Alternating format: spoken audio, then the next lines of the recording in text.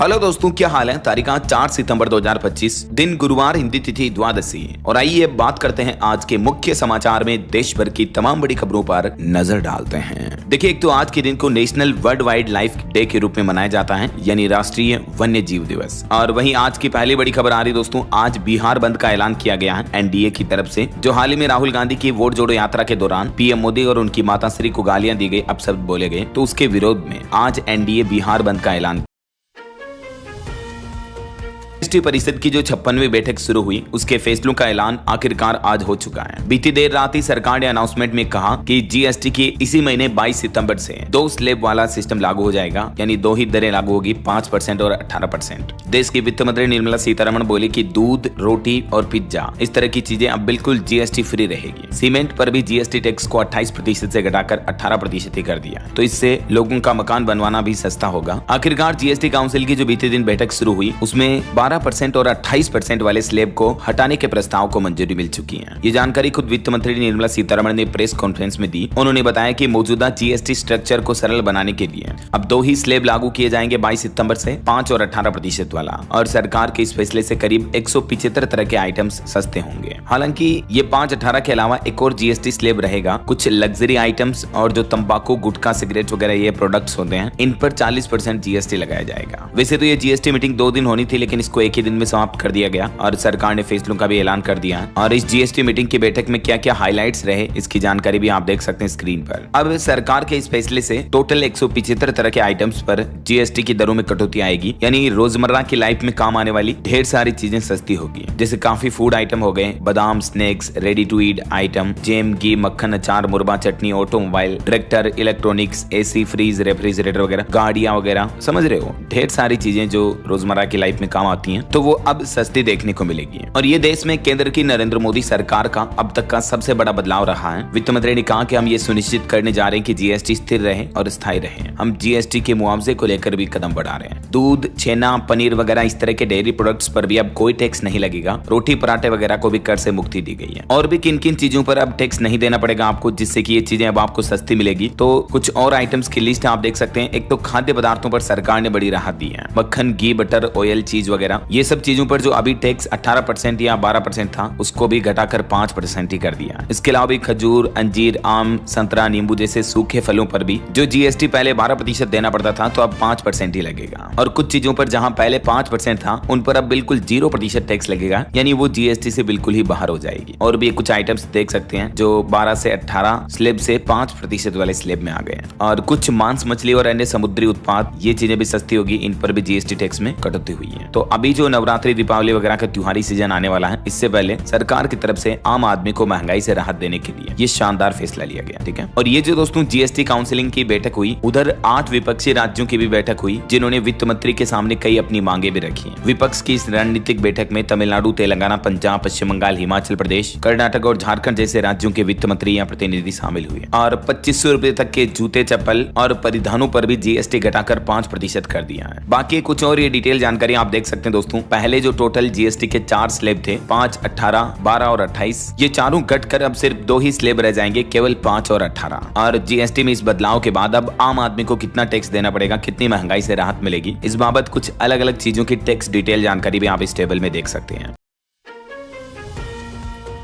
सामने आ रही है कि भारत का सेवा क्षेत्र बीते 14 सालों में सबसे तेज रफ्तार से बढ़ा। बीते महीने अगस्त में सर्विस सेक्टर का पीएमआई 62.9 पर पहुंच चुका है, यानी भारत के सर्विस सेक्टर की ग्रोथ बहुत ही अच्छी रही है। बीते 15 सालों के नए हाई लेवल पर पहुंची है। नए ऑर्डर और अंतर्राष्ट्रीय मांग से सर्विस सेक्टर में यह मजबूती देखी जा रही है। और वहीं क्रिसिल की भी एक रिपोर्ट सामने आ रही है कि वित्त वर्ष 2025-26 की पहली तिमाही में 33.2 अरब डॉलर पहुंचा रेमिटेंस। सेवा निर्यात में भी बढ़ोतरी हुई। चलिए अगला अपडेट देखिए। किसानों के लिए सरकार ने नया प्लान बनाया। एमएसपी पर कपास खरीद के लिए देश भर में 550 केंद्र स्थापित किए जाएंगे। गिरिराज सिंह ने समीक्षा बैठक भी की है। वहीं केंद्र सरकार का कहना है कि कृषि और प्रसंस्कृत खाद्य निर्यात वित्त वर्ष 2024-25 में 49.4 बिलियन अमेरिकी डॉलर तक पहुंचा। ये भी सरकार की तरफ से डेटा जारी किए गए। और वहीं दोस्तों सोने की महंगाई पर एक चौंकाने वाली रिपोर्ट सामने आ रही है। आईसीआईसीआई बैंक ने अपनी रिपोर्ट में कहा कि 1.25 लाख रुपए प्रति 10 ग्राम तक जा सकते हैं सोने के भाव। दरअसल बीते दिन से ही आपको पता होगा सोने के भाव में अचानक से बढ़ोतरी देखी गई। पिछले 12 घंटों के दौरान ही सोना ₹1,1597 और बढ़कर अभी अपने नए ऑल टाइम हाई पर पहुंच चुका है 1,06,000 प्रति 10 ग्राम। इसी साल अब तक सोना 29,859 रुपए महंगा हो चुका है, यानी लगभग 30,000। और चांदी भी अभी 1,23,000 रुपए प्रति किलो बिक रही है। 1.25 लाख के आसपास तो चांदी ऑलरेडी पहुंच चुकी है। चांदी की कीमत में भी बीते दिन 387 रुपए की बढ़ोतरी दर्ज हुई और सोने की कीमतें भी आसमान छू रही हैं। अलग अलग कैरेट के हिसाब से गोल्ड का प्राइस आप देख सकते हैं। तो अभी जो सोना इतना महंगा हो रहा, इस पर आईसीआईसीआई बैंक ने रिपोर्ट जारी की और कहा कि इस साल 2025 के अंत तक तो सोना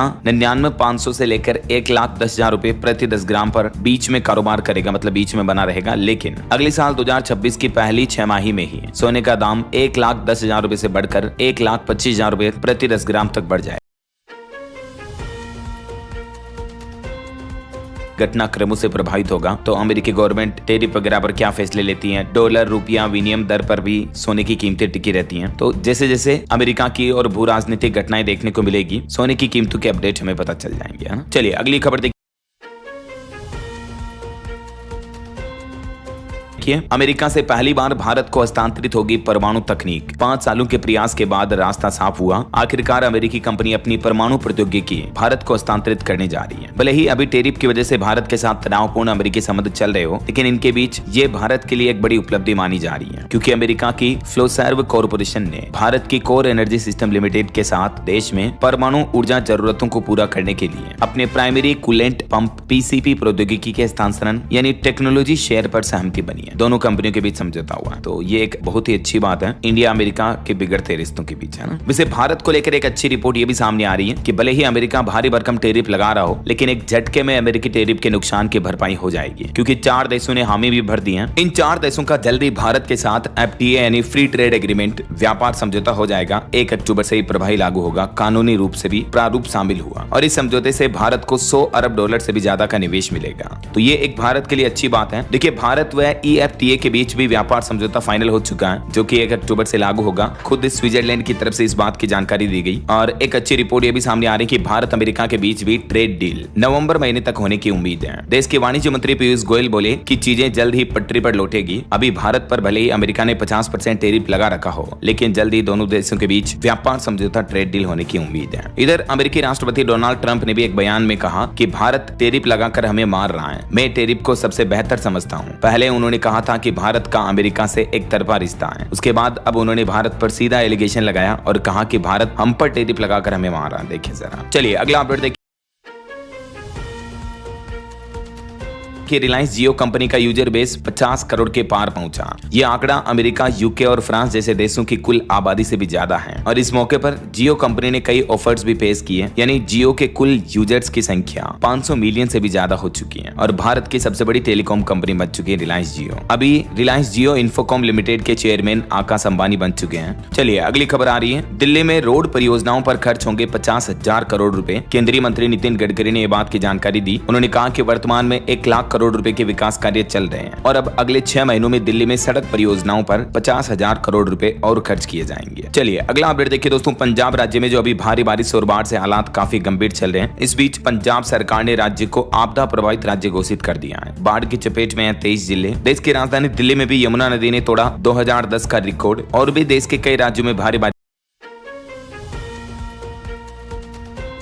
कि दिल्ली एयरपोर्ट पर भी 340 से ज्यादा फ्लाइट्स डिले हुई हैं। भारी बारिश के हालातों की वजह से गाजियाबाद में भी 1 मंजिल तक घर डूब गए, इतना पानी भरा हुआ है। नोएडा में भी दिन में भी मानो अंधेरा सा छा गया। तो पूरे मौसम समाचार जानेंगे आगे। फिलहाल देखिए अगली खबर। CUSB के प्रयोगशाला कर्मी डॉक्टर राजकुमार सरदार को सर्वश्रेष्ठ ओरल प्रेजेंटेशन पुरस्कार से सम्मानित किया गया। वहीं सरकारी कर्मचारियों के लिए बड़ी अच्छी खबर आई है। इस राज्य में 11% तक बढ़ गया है DA। दरअसल उत्तराखंड के मुख्यमंत्री पुष्कर सिंह धामी सरकार ने आने वाले दशहरा के पर्व से पहले राज्य सरकार के कर्मचारियों को यह बड़ा तोहफा दिया है। सरकार ने 5वें और 6ठे वेतन आयोग के कर्मचारियों व पेंशन धारकों के महंगाई भत्ते यानी DA में बढ़ोतरी को मंजूरी दे दी है और इस मंजूरी के बाद अब 5वें वेतनमान पर कर्मचारियों का DA जो पहले 455% था वो बढ़कर अब 466% हो गया है और 6ठे वेतनमान वालों के लिए DA जो 246% था वो बढ़कर 252% हो गया। तो इससे उत्तराखंड राज्य के लाखों कर्मचारियों को और पेंशन धारकों को हर महीने 1200 से 2200 रुपए तक अतिरिक्त लाभ मिलेगा ना। और कब से मिलेगा ये बढ़ा हुआ DA का लाभ? तो समाचार एजेंसी ANI की रिपोर्ट के मुताबिक जनवरी 2025 से ही उत्तराखंड सरकार ये बढ़े हुए महंगाई भत्ते का लाभ देगी सरकारी कर्मचारियों को, है ना। चलिए अगला अपडेट आ रहा। महाराष्ट्र के मंत्री छगन भुजबल ने मराठों को कुणबी प्रमाण पत्र देने का विरोध किया। उन्होंने कहा कि अब वो कोर्ट भी जाएंगे। अभी एक दिन पहले आपको पता होगा मराठा आरक्षण को लेकर जो आंदोलन चल रहा था, अनशन पर थे मनोज जरांगे, तो सरकार ने उनकी कुछ मांगे मान ली। उसके बाद उन्होंने हड़ताल भी खत्म कर दी। इस बीच अब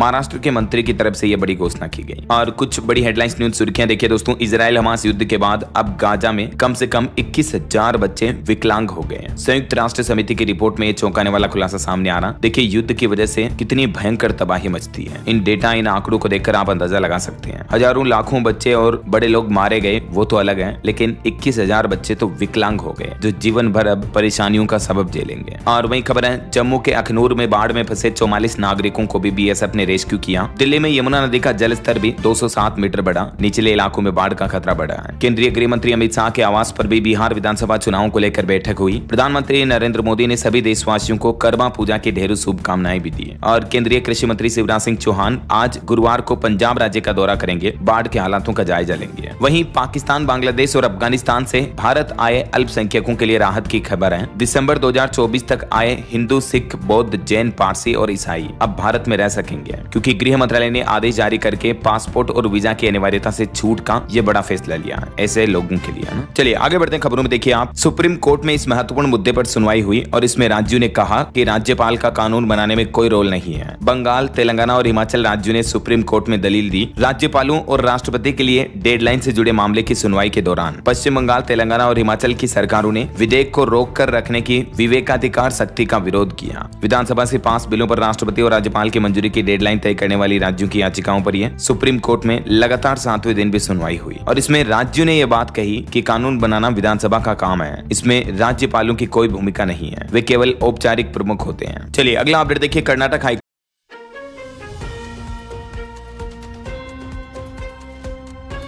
कोर्ट बोला, यूट्यूब पर झूठी आपत्तिजनक बातें फैल रही हैं और मानहानि कानून इन्हें रोकने के लिए काफी नहीं है। एक कन्नड़ चैनल के एडिटर को फटकार लगाते हुए कर्नाटक हाईकोर्ट ने कहा कि आजकल यूट्यूब पर कई अफवाहें और आपत्तिजनक बातें इतनी आसानी से फैल रही हैं कि इनको रोकने के लिए केवल मानहानि कानून काफी नहीं है, बल्कि सख्त कानून बनाना चाहिए सरकार को, ऐसा। और एक केस की सुनवाई करते हुए सुप्रीम कोर्ट ने यह भी कहा कि बच्चे को माता पिता दोनों के प्यार का हक होता है, चाहे अलग अलग देशों में ही क्यों ना रहते हो। पिता को वीडियो कॉल करने की इजाजत दी। एक पति पत्नी के तलाक मामले में बच्चे की परवरिश को लेकर सुप्रीम कोर्ट ने माता पिता दोनों की भागीदारी अहम बताई। और देखिए मराठा आंदोलन पर एक और रिपोर्ट सामने आ रही कि आजाद मैदान से 125 टन कचरा निकला, जो कि प्रदर्शनकारियों ने 5 दिन में जमा किया था। हाई कोर्ट ने पूछा कि सरकारी संपत्ति के नुकसान की भरपाई कौन करेगा। मराठा आरक्षण आंदोलन के नेता मनोज जरांगे ने 29 अगस्त से 2 सितंबर तक जो आमरण अनशन किया था, तो उस मुद्दे को लेकर अब बॉम्बे हाई कोर्ट ने भी मनोज जरांगे को फटकार लगाई। चलिए अगला अपडेट।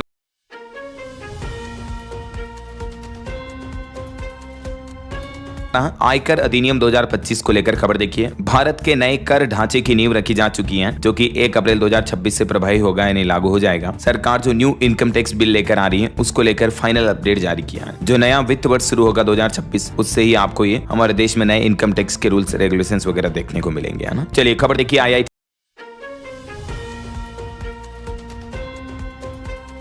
जोधपुर के डायरेक्टर और प्रोफेसर के बीच मारपीट की घटना देखी गई। रजिस्ट्रार बोले, फैकल्टी ने निदेशक पर जानलेवा हमला किया। टीचर ने भी आरोप लगाया कि मुझे मारने की कोशिश हुई। ये बड़ी कंट्रोवर्सी हो गई IIT जोधपुर परिसर में। और खबर है, राहुल गांधी और केंद्रीय कृषि मंत्री शिवराज सिंह चौहान आज पंजाब अमृतसर आएंगे। बाढ़ प्रभावित इलाकों में गुरदासपुर और कपूरथला का दौरा भी करेंगे। और वहीं खबर देखिए, हरियाणा की यूट्यूबर ज्योति मल्होत्रा की डिफॉल्ट बेल याचिका खारिज हुई। पुलिस की 2 एप्लीकेशन मंजूर की। कोर्ट ने चालान के पब्लिश होने पर रोक लगाई। 10 तारीख को अब इनकी अगली पेशी होगी। पाकिस्तान के लिए जासूसी करने के आरोप में अभी भी जेल में बंद है ज्योति मल्होत्रा। और वहीं देखिए, हरियाणा की टीचर मनीषा की जो मौत हुई थी, उस मामले पर अब हरियाणा भिवानी पहुंची CBI की टीम, जहां का ये मामला है। जांच सौंपने के 8 दिन बाद CBI टीम आई। हरियाणा पुलिस से रिकॉर्ड मांगा। हत्या है या इस मामले में खुद मनीषा ने ये कदम उठाया, इसका राज अब CBI खोलेगी। और देखिए, हरियाणा में 5 लाख का एक इनामी मेनपाल बादली भी गिरफ्तार हुआ, जो कि 7 साल से कंबोडिया में छिपा था। चाचा की हत्या कर गैंगस्टर बनने का आरोप है इस पर। और खबर देखिए, केंद्रीय मंत्री नितिन गडकरी बोले, DPR बनाने वाले कल्प्रिट हैं। 3500 करोड़ से बना मनाली कुल्लू 4 लेन टूटा। अधिकारियों को भी अंधा बताया उन्होंने। और वहीं इधर भाजपा ने विपक्ष पर फिर से फर्जी वोटर आईडी के आरोप लगाए। भाजपा बोले कि खेड़ा की पत्नी के पास भी 2 वोटर आईडी कार्ड हैं। उन्होंने डिटेल शेयर की। कांग्रेस नेता का नाम भी 2 लिस्ट में होने का दावा किया गया था। और तेलंगाना की राजनीति से एक और बड़ी खबर देखिए, केसीआर की बेटी कविता ने अब पार्टी एमएलसी के पद से भी इस्तीफा दे दिया। अभी एक दिन पहले आपको पता होगा उनकी मां ने खुद बीआरएस से उनको निलंबित कर दिया था। भाइयों पर भी पार्टी तोड़ने का आरोप लगाया। इस बीच अब बीआरएस नेता के कविता ने खुद ही इस्तीफा दे दिया एमएलसी पद से। चलिए अगली बड़ी खबर देखिए।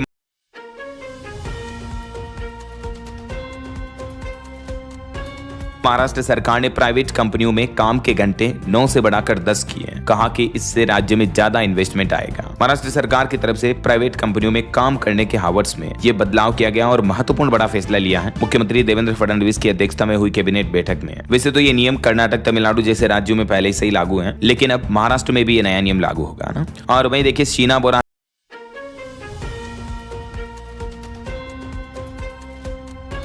हत्याकांड मामले पर इंद्राणी की बेटी बोली कि सीबीआई चार्जशीट में मेरे बयान फर्जी हैं। पीटर मुखर्जी के बेटू ने मां के पुश्तैनी गहने और 7 करोड़ केस चुराए। उन्होंने ये गंभीर आरोप लगाए। ये 2012 का काफी पुराना मामला है ना। और 2020 दिल्ली दंगा मामले पर भी खबर आ रही है। शर्जील इमाम और उमर खालिद की जमानत को नामंजूर किया। 9 याचिकाएं खारिज हुई। और एक बड़ा दावा किया जा रहा मीडिया रिपोर्ट्स में कि भारत को S-400 डिफेंस सिस्टम देगा रूस। रशियन अफसर बोले कि दोनों देश सहयोग बढ़ा रहे हैं। एससीओ समिट में मोदी बोले थे कि भारत रूस बुरे दौर में भी एक दूसरे के साथ रहते हैं। और खबर देखिए उत्तर प्रदेश मेरठ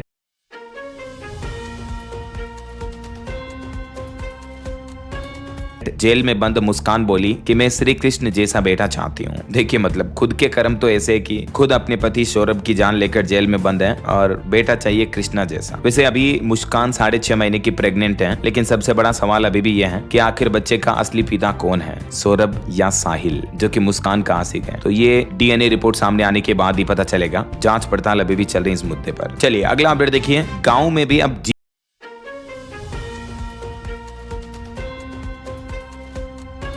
जीवन, स्वास्थ्य और संपत्तियों को मिलेगा कवर, यानी इंश्योरेंस बीमा वगैरह का लाभ मिल पाएगा। दिसंबर तक बीमा विस्तार के लॉन्चिंग की भी तैयारी की जा रही है। दरअसल ग्रामीण भारत के लिए जीवन, स्वास्थ्य और संपत्ति को कवर करने वाला बीमा उत्पाद बीमा विस्तार दिसंबर 2025 तक लॉन्च किया जा सकता है। ये जानकारी इंडस्ट्री संगठन की तरफ से दी गई। एक उद्योग संगठन ने बताया, जिसके तहत प्राइवेट इंडस्ट्री का भी ये प्लान है। प्रत्येक व्यक्ति को 5 लाख रुपए तक का इंश्योरेंस कवर दिया जाएगा। ग्रामीण क्षेत्रों में बीमा की पहुंच बढ़ाने के लिए एक नया उत्पाद लॉन्च किया जाएगा ना। अच्छा, वैसे इंश्योरेंस सेक्टर पर एक और समझौता हुआ है। एक्सिस मैक्स लाइफ इंश्योरेंस ने ग्रामीण इलाकों में पहुंच बनाने के लिए इंडिया पोस्ट पेमेंट बैंक्स के साथ भी एक समझौता करार किया है। इसका भी मकसद यही है, रूरल एरिया में इंश्योरेंस की जागरूकता और पहुंच को बढ़ाना है। और वहीं खबर देखिए, वित्त मंत्री ने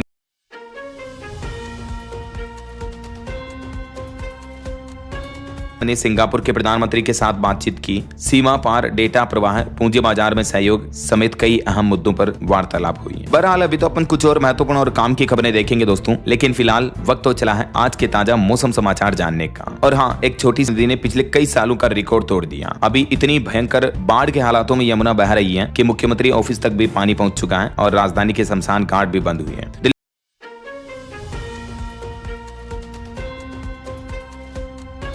207.44 मीटर दर्ज हुआ। और दिल्ली एयरपोर्ट पर भी लगभग 350 फ्लाइट्स डिले हुई। कुछ और अलग अलग राज्यों के मौसम के हालात देखिए दोस्तों। पंजाब राज्य बाढ़ प्रभावित और आपदाग्रस्त राज्य घोषित हो चुका है। अब सेना की मदद मांगी गई। वडिंग बोले कि पीड़ितों की सेवा कर लौट रहे कांग्रेस ब्लॉक प्रधान की गोली मारकर जान ले ली गई। पंजाब के 1300 से भी ज्यादा गाँव में अभी बाढ़ आई हुई है। और देखिए, दिलजीत संभालेंगे 10 गाँव का जिम्मा, तो एमी विर्क ने भी गोद लिए 200 घर। बाढ़ के बीच पंजाबी फिल्म स्टार्स ने भी लोगों के लिए मदद का हाथ बढ़ाया। वहीं राजस्थान की भी एक घटना देखिए, मकान गिरने से एक युवक की मौत हो गई। नदी में बहने लगा ट्रैक्टर भी। जयपुर शहर के कई पोस्ट इलाके डूब गए। आज और कल भी राजस्थान के 26 जिलों में भारी बारिश का अलर्ट रहेगा। मध्य प्रदेश में भी इंदौर, भोपाल समेत कई जिलों में देर रात से तेज बारिश जारी रही। श्योपुर में बाजार डूबा, हरदा में गांव का संपर्क भी कटा। वहीं बिहार के मानसून का लाइव अपडेट देखिए। नालंदा, मुंगेर में तेज बारिश हुई। 23 जिलों में अलर्ट जारी हुआ। राजगीर में मैच के दौरान मैदान में भी पानी भर गया। ये तस्वीरें आप देख सकते हैं। और पहाड़ी राज्य हिमाचल में देखिए, 7 सितंबर तक स्कूल कॉलेज बंद किए गए। शिमला में चलती बसों बस पर चट्टाने गिरी जिसमें 2 महिलाओं की मौत हो गई। एयरपोर्ट से 5 हेलीकॉप्टर मांगे मदद के लिए। और बाढ़ की स्थितियों के बीच पंजाब में भी स्कूलों की छुट्टियां बढ़ाई गई। हिमाचल प्रदेश के डीजीपी ने भी भारी बारिश के बीच सभी अधिकारियों को पूरी तरह से तैयार रहने के निर्देश दिए हैं। और हरियाणा में देखिए दोस्तों 4 जिलों में प्राइवेट और सरकारी स्कूलों में छुट्टियां घोषित हुई। 3 नदियां ओवरफ्लो चल रही हैं।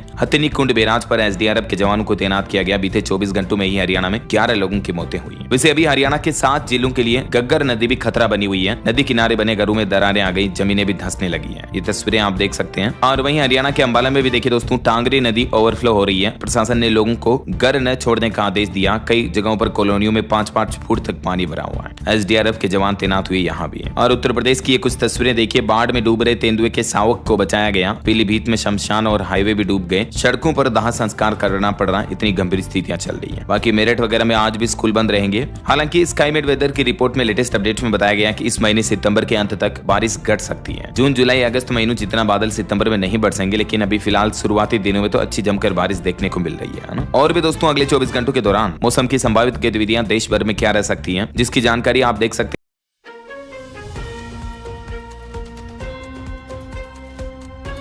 भी भारतीय शेयर मार्केट में अच्छी तेजी रही। सेंसेक्स 410 अंक चढ़कर 80,568 पर बंद हुआ। निफ्टी में भी 135 अंक की तेजी देखने को मिली। वहीं खबर है एक अमेरिकी ट्रेडिंग कंपनी चेन स्ट्रीट ने मार्केट रेगुलेटर सेबी पर केस दर्ज किया। सिक्योरिटीज अपीलेट ट्रिब्यूनल में अपील दायर की है। शेयर बाजार में हेरफेर से जुड़ा यह मामला है। और खबर है दोस्तों जोमेटो से खाना मंगाना फिर से हुआ महंगा। फेस्टिवल सीजन से पहले प्लेटफॉर्म फीस 20% और बढ़ा दी कंपनी ने। तो अब 10 रुपए की जगह 12 रुपए चार्ज लगेगा ना। निवेशकों के लिए भी खबर है टाटा कैपिटल का आईपीओ इस महीने सितंबर के अंत में ओपन होगा। 17,200 करोड़ रुपए जुटाएगी कंपनी। और खबर आ रही इनसाइडर ट्रेडिंग की आशंका को दूर करने के लिए अनुपालन सख्त करे बैंक। सेबी प्रमुख तुहिन कांत पांडे ने बात की जानकारी दी है। चलिए मार्केट के बाद आगे बढ़ते हैं खबरों में।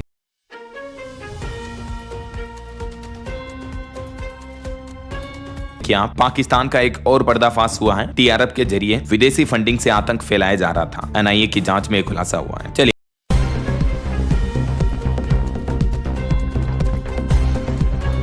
अगली खबर देखिए। एक बड़ी सड़क दुर्घटना हो गई दोस्तों। छत्तीसगढ़ में बोलेरो ने श्रद्धालुओं को रौंदा जिसमें 3 लोगों की मौत हो गई। जशपुर का यह मामला है जहां गणेश विसर्जन करने जा रहे थे सभी श्रद्धालु और तभी पीछे से बोलेरो ने रौंद दिया। चलिए अगला अपडेट देखिए। कुछ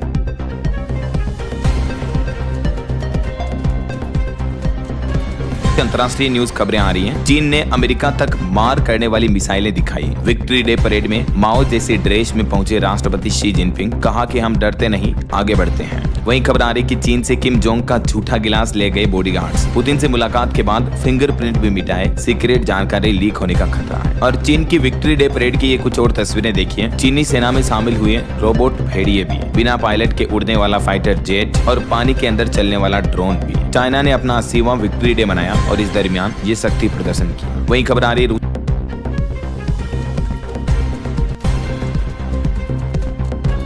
रूसी राष्ट्रपति पुतिन के सामने फिर ईयरफोन नहीं लगा पाए पाकिस्तानी पीएम। रूसी राष्ट्रपति ने उनको सिखाया कि ऐसे लगाते। 3 साल पहले भी ऐसी गलती कर चुके हैं शहबाज। उनका ये वीडियो भी सामने आ रहा देख सकते हैं आप। और खबर देखिए पुतिन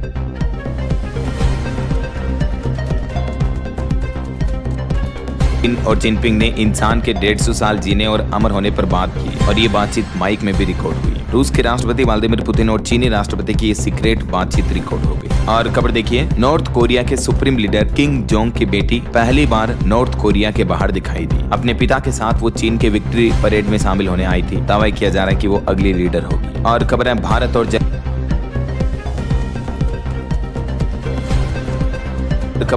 और जर्मनी दोनों देशों के बीच व्यापारिक सुगमता बढ़ाने पर भी चर्चा हुई। स्पेस व रक्षा क्षेत्रों में सहयोग बढ़ाने की तैयारी चल रही है। फार्मा एक्सपोर्ट पर भी खबर आ रही है। रूस, नीदरलैंड और ब्राजील में फार्मा निर्यात बढ़ाएगा भारत। अमेरिकी टैरिफ से निपटने की भी तैयारी की जा रही है। वहीं मूडीज की एक रिपोर्ट देखिए। भारी मंदी के कगार पर है अमेरिका। मूडीज ने चेतावनी जारी करते हुए कहा कि 1/3 अर्थव्यवस्था अमेरिका की पहले से ही संकट में है। मूडीज एनालिटिक्स के मुख्य अर्थशास्त्री की तरफ से अमेरिकी राष्ट्रपति डोनाल्ड ट्रंप को भी ये चेतावनी दी गई। चलिए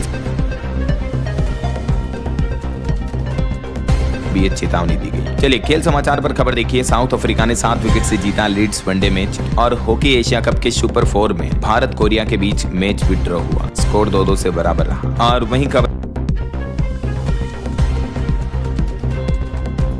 बराबर रहा। और वहीं खबरें विधानसभा चुनाव को लेकर बीजेपी बनाएगी अभियान और चुनाव समिति भी। दिल्ली में बैठक के बाद बोले दिलीप जायसवाल, विपक्ष के भ्रम को तोड़ेंगे। 25 सितंबर तक कार्यकर्ता सम्मेलन का आयोजन होगा। हिमाचल प्रदेश में भी देखिए एक बड़ी घटना हो गई, बस पर चट्टाने गिरी, 2 महिलाओं की मौत हो गई। महाराष्ट्र, केरल और उत्तर प्रदेश के टूरिस्ट भी इसमें घायल हो गए। रामपुर से शिमला आते वक्त ये हादसा हुआ। चलिए अगली खबर। दवाओं का लाइन मिलना आसान होगा। ड्रग्स और क्लिनिकल ट्रायल्स के नियमों को बदल रही है सरकार, जिससे कि हमारे देश के फार्मा सेक्टर को फायदा होगा। अब ये डिटेल आप देख सकते हैं कि इसमें मुख्य बदलाव क्या होगा। चलिए खबर देखिए।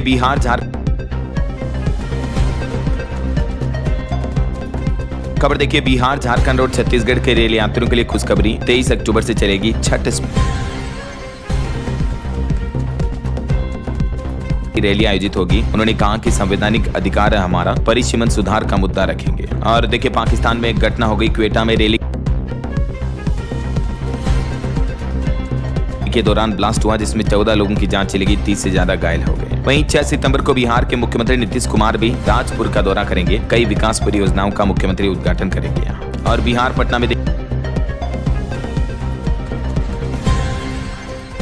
के पहली बार 800 मीटर ट्रैक पर दौड़ी मेट्रो ट्रेन। खामियों को जांचने के लिए पहला ट्रायल रन पूरा हुआ। खुद मंत्री देखने पहुंचे पीएम मोदी। जल्दी इसका उद्घाटन कर सकते हैं 15 तारीख के आसपास। और ऑटो इंडस्ट्री से खबर आ रही, मारुति की नई एसयूवी विक्टोरी स्पेस की कंपनी ने इसे क्रैश टेस्ट में 5 स्टार सेफ्टी रेटिंग मिली। इसमें हाइब्रिड और सीएनजी वेरिएंट दोनों ही ऑप्शन मिलेंगे। वहीं बॉलीवुड से खबर देखिए।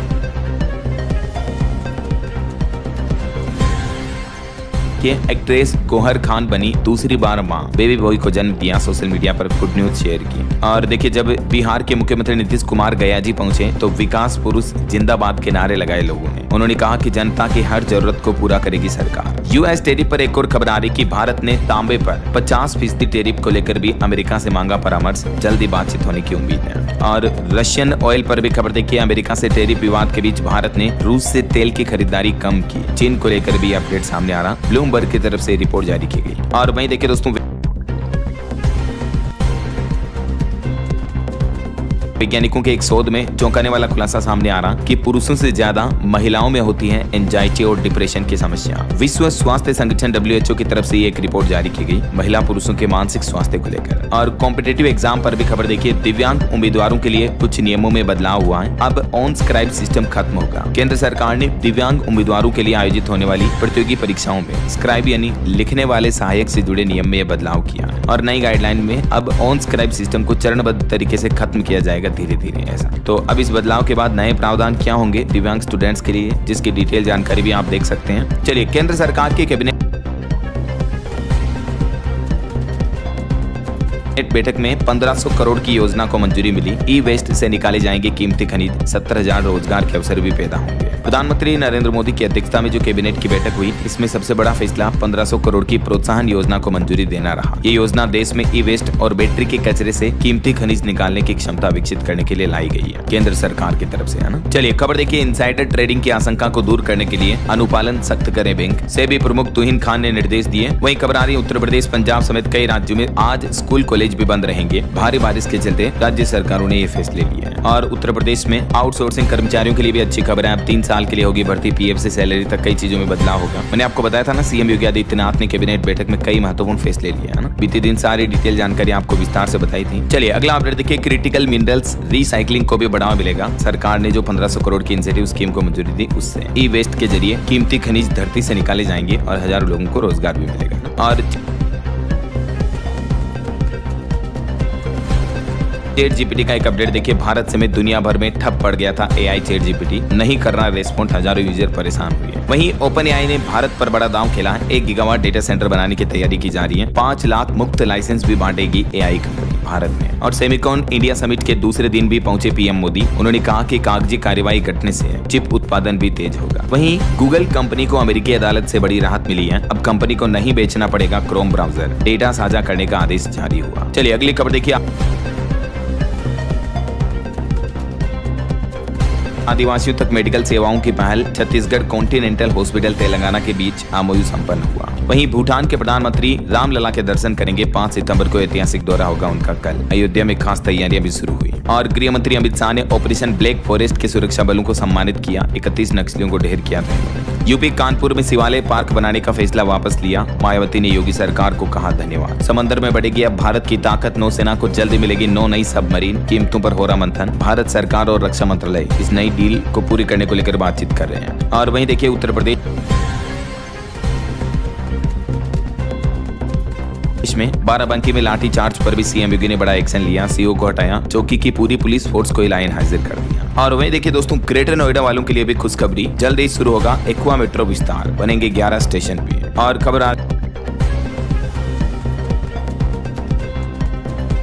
कि फूड प्लेटफॉर्म स्विगी ने भी 3 सप्ताह में तीसरी बार बढ़ाई प्लेटफॉर्म फीस। अब 5-10 रुपए में काम नहीं चलेगा, बल्कि जो इससे पहले 12-14 था उसे भी अब बढ़ाकर 15 रुपए कर दिया है। यानी हर ऑर्डर पर ग्राहकों को 15 रुपए एक्स्ट्रा देना होगा। चलिए खबर देखिए, भारत ने अब अफगान छात्रों के लिए 1000 ऑनलाइन छात्रवृत्ति की घोषणा की है। अफगानिस्तान में युवाओं के उच्च शिक्षा को समर्थन देने के लिए ये सरकार की बहुत ही अच्छी पहल है। और वही देखिए, ट्रांसजेंडर के अधिकारों पर होगा राष्ट्रीय सम्मेलन का आयोजन। राष्ट्रीय मानवाधिकार आयोग अध्यक्ष होंगे इसके मुख्य अतिथि। 4 सितंबर को आज ही ये सम्मेलन होना है। और उत्तर प्रदेश के मुख्यमंत्री योगी आदित्यनाथ की कैबिनेट बैठक में 1600 करोड़ के निवेश प्रस्तावों को मंजूरी मिली। इन 4 कंपनियों को जारी होंगे LOC भी। वहीं यूपी में बनेगी एक और 4 लेन सड़क। चौड़ीकरण के लिए भी 1500 पेड़ काटे जाएंगे। बाराबंकी में लखनऊ महबूबाबाद मार्ग को विस्तार करने को लेकर ये प्लान है। और यूपी कैबिनेट में एक और बड़ा फैसला लिया गया, 3 साल होगा राज्य विधि आयोग के अध्यक्ष का कार्यकाल भी है। वहीं खबर है बिहार में 14 से 18 सितंबर तक होगा शिक्षकों का ट्रांसफर। ऑनलाइन आवेदन 5 से 13 सितंबर तक लिए जाएंगे। और बिहार में 22 विशेष सर्वेक्षण पदाधिकारी कर्मी भी नौकरी से बर्खास्त किए गए। हड़ताल से नहीं लौटने पर सरकार ने बड़ी कार्रवाई की। चलिए दोस्तों, कि आसाराम बापू को गुजरात हाईकोर्ट से भी नहीं मिली राहत। अंतरिम जमानत बढ़ाने से इनकार कर दिया। गुजरात केस में सजा स्थगन वाली याचिका पर भी 22 तारीख को सुनवाई होगी। वहीं राजस्थान में शहीदों के स्मारक के लिए फ्री जमीन देगी सरकार। कॉलेज यूनिवर्सिटी की लैंड का एरिया भी घटाया। भू आवंटन की नई पॉलिसी में राजस्थान सरकार ने ये 2 प्रमुख बदलाव किए हैं। यूनिवर्सिटी और कॉलेजों के लिए डिटेल जानकारी आप देख सकते हैं। और वहीं देखिए, राजस्थान के दौसा में भी एक घटना हो गई। 1 लाख के इनामी डकैत को लेकर जा रही पुलिस वैन भिड़ी, ड्राइवर की मौत हो गई। वहीं राजस्थान सरकार ने एक और नया नियम लागू कर दिया है। अब मनमानी फीस वसूलने पर सीधा रद्द होगा कोचिंग इंस्टीट्यूट का रजिस्ट्रेशन। ये नया बिल भी विधानसभा में पास हो चुका है। कांग्रेस विधायक ने पार्टी लाइन के खिलाफ जाकर इसका समर्थन भी किया। और राजस्थान डोमेस्टिक ट्रेवल मार्ट का आयोजन 12 सितंबर से होगा जयपुर में। वहीं राजस्थान में 6 शिक्षकों को मिलेगा Mala Mathur memorial lifetime achievement award भी। राजस्थान MSME संवाद 2025 में जुड़े इंडस्ट्री के दिग्गज। और देखिए, मध्य प्रदेश के भोपाल में क्रिएटर समिट का आयोजन हुआ। 6 कंटेंट क्रिएटर जिन्होंने अपने शौक को प्रोफेशन में बदला। MP अनूपपुर में भी 5 सितंबर को मिलाद उन नबी पर जुलूस होगा। प्रशासन ने गाइडलाइंस जारी की। और खबर है, अब 2 बार होगी CBSE की 10वीं की बोर्ड परीक्षा। 30 सितंबर तक स्कूलों से मांगे LOC। और इसके लिए अपार ID मैंडेटरी होगी। फॉर्म भरने में हुई गलती तो साल होगा खराब। और छत्तीसगढ़ रायपुर में भी देखिए दोस्तों, गणेश विसर्जन और ईद के मौके पर डीजे और पटाखे बजाने पर बैन रहेगा। मतलब डीजे बजाने और पटाखे फोड़ने पर 8 सितंबर को जाके। वहीं छत्तीसगढ़ में NHM कर्मचारियों का 16वां दिन हो गया, अभी भी हड़ताल जारी है। बलरामपुर में संविदा प्रथा के विरोध में शव यात्रा भी निकाली कर्मचारी। वहीं छत्तीसगढ़ के बीजापुर में गृह मंत्री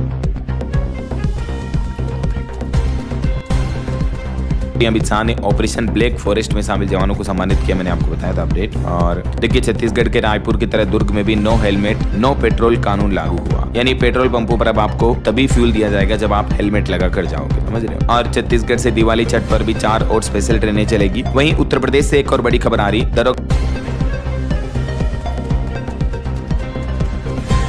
भर्ती 2021 के अभ्यर्थियों का निरस्तीकरण रद्द किया। हाईकोर्ट ने सरकार से कहा कि 3 महीने के अंदर अंदर भर्ती करवाई जाए। इलाहाबाद हाईकोर्ट ने यूपी सरकार को निर्देश जारी किया। और देखिए, भारत डीप टेक 2025 की दिशा में यूपी से आगे बढ़ेगा। सीएम योगी ने कानपुर में एक कार्यक्रम के आयोजन में कहा कि पिछले 11 सालों में हमने भारत को बदलते देखा है। विकसित यूपी 2047 के लिए भी सीएम योगी ने सुझाव मांगे। QR कोड और ऑनलाइन पोर्टल भी लॉन्च हुआ। ये ऑनलाइन पोर्टल का एड्रेस है, देख सकते हैं आप, samarth-uttarpradesh.ub.gov.in। योगी सरकार का भी प्लान है भारत के साथ उत्तर प्रदेश को भी 2047 तक विकसित किया जाए। तो इस मिशन के लिए अब यूपी की आम जनता भी सुझाव दे पाएगी। सीएम योगी हनुमानगढ़ी में हनुमान जी के दर्शन किए। महंत हेमंत दास ने उनको प्रतिमा और शॉल भी भेंट की। वहीं उत्तर प्रदेश में हाउस टैक्स में अब 30 सितंबर तक 10% तक की और छूट मिलेगी। लखनऊ में बनेगा आधुनिक लॉजिकल पार्क। दिल्ली में अमित शाह की बैठक हुई। 243 सीटों पर सम्मेलन करेगा एनडीए। बिहार में अमृत भारत स्टेशन योजना के तहत 6 रेलवे स्टेशन बनकर तैयार हुए हैं। वहीं बिहार के मानसून से खबर देखिए, बेतिया से दिख रहा नेपाल का हिमालय पर्वत। आज भी 11 जिलों में ऑरेंज और 12 जिलों में येलो अलर्ट रहेगा बिहार में। 11 सितंबर के बाद बिहार में फिर से भारी बारिश की चेतावनी है। और 13 सितंबर को बिहार में लोक अदालतों के जरिए सालों पुराने मामलों को सुलझाया जाएगा। 15 सितंबर तक बिहार में एबीवीपी का सदस्यता अभियान भी चलेगा। झारखंड में भी बादल और बारिश का दौर जारी है। पूर्वी पश्चिमी सिंहभूम समेत 5 जिलों में भारी बारिश का ऑरेंज अलर्ट जारी है। झारखंड सरकार ने भी 67 प्रस्तावों को मंजूरी दी। और झारखंड में शिक्षक दिवस के मौके पर 3 साल बाद अब फिर राजकीय शिक्षक पुरस्कार शुरू किए सरकार ने। झारखंड की कैबिनेट बैठक में भी बीते दिन 67 प्रस्तावों पर मुहर लगी कुल। और पंजाब में बाढ़ के हालातों के बीच राघव चड्ढा ने बड़ा ऐलान किया, सांसद निधि से 3.25 करोड़ रुपए देंगे वो। और स्टूडेंट राजनीति से बड़ी खबर देखिए, पंजाब यूनिवर्सिटी चंडीगढ़ में पहली बार एबीवीपी प्रेसिडेंट बना। शाद के अस्मित वाइस प्रेसिडेंट बने और एसओपीयू के डागर सेक्रेटरी का चुनाव भी जीते। चंडीगढ़ स्थित पंजाब यूनिवर्सिटी में ये छात्र संघ चुनाव के नतीजे आ चुके हैं। और खबर है, हरियाणा को मिली 200 MBBS की सीटें। मंत्री आरती राव ने लिखा था लेटर भी। एक हरियाणवी महिला की साहस भरी कहानी देखिए जरा। हरियाणा की लेडी टीचर बनी heavy vehicle driver. Car touch होने पर माफी मांगनी पड़ी। 35 दिन में बस और ट्रक चलाना सीखा। इनकी जिंदगी एक फिल्म की स्टोरी की तरह बदल गई। हरियाणा के पलवल जिले की रहने वाली लेडी टीचर प्रीति राहुल मलिक अपने आसपास के इलाके की पहली ऐसी महिला है जिनके पास हेवी ड्राइविंग लाइसेंस है। मतलब ये कार वगैरह कोई भी बड़ी गाड़ी भी चला सकती है। वहीं पंजाब में बाढ़ के हालातों पर केजरीवाल के निर्देश पर राहत सामग्री भी भेजी गई। और उत्तराखंड में देखिए, हरिद्वार कुंभ मेला 2027 की तैयारियां 2026 अक्टूबर तक पूरी करें। मुख्यमंत्री पुष्कर सिंह धामी ने अधिकारियों को सख्त निर्देश भी दिए। और एजुकेशन पर अपडेट चाह रहा दोस्तों, बिहार में 10वीं बोर्ड रजिस्ट्रेशन की लास्ट डेट बढ़ चुकी है। इस पोर्टल से आवेदन कर पाएंगे स्टूडेंट। और सरकारी नौकरी पर भी खबर है, इंटेलिजेंस